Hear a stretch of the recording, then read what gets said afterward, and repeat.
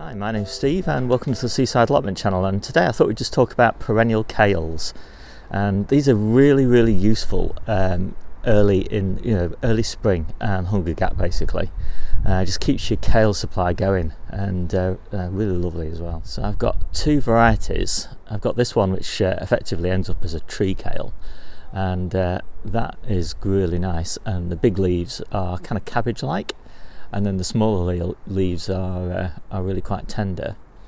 And then we've got these kind of bushier ones, and I'll put the variety names up as overlays on the video. Let's take a closer look. You can see aren't those leaves just so lovely at this time of year?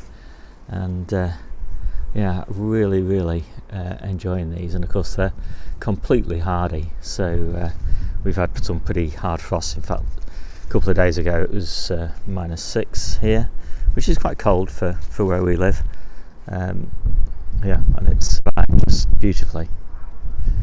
And what's interesting is that you can see that these branches kind of come off here. So every time we get a bad storm, we'll lose a branch, and then we just pot them up. So here's some that I did a few months ago, and there's 2 plants in there, and there's 2 plants in there, and there's one in there, and another one in there. So once you've got them, they're not easy to grow from seed, but they're really easy to propagate.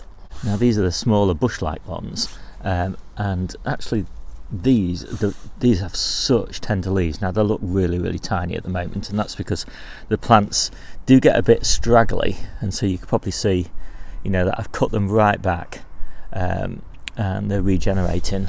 But you don't really need them in winter because we've got plenty of other brassicas in winter, but by spring these will be bursting with fantastic super tender leaves, and you can already see them starting to come now.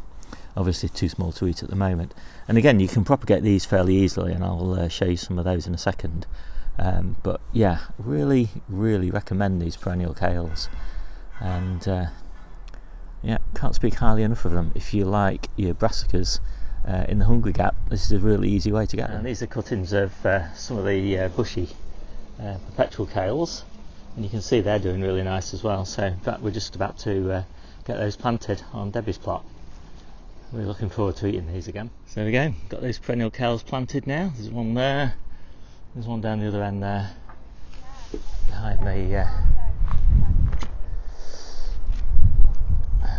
near the fence, and there's another one there, one of those little tree kales there. So it's all done. Okay, so that's me done. So let me know, are you doing any perpetual kales this year, or have you got any other fantastic brassicas that you really recommend for the hunger gap? Let me know. See you soon.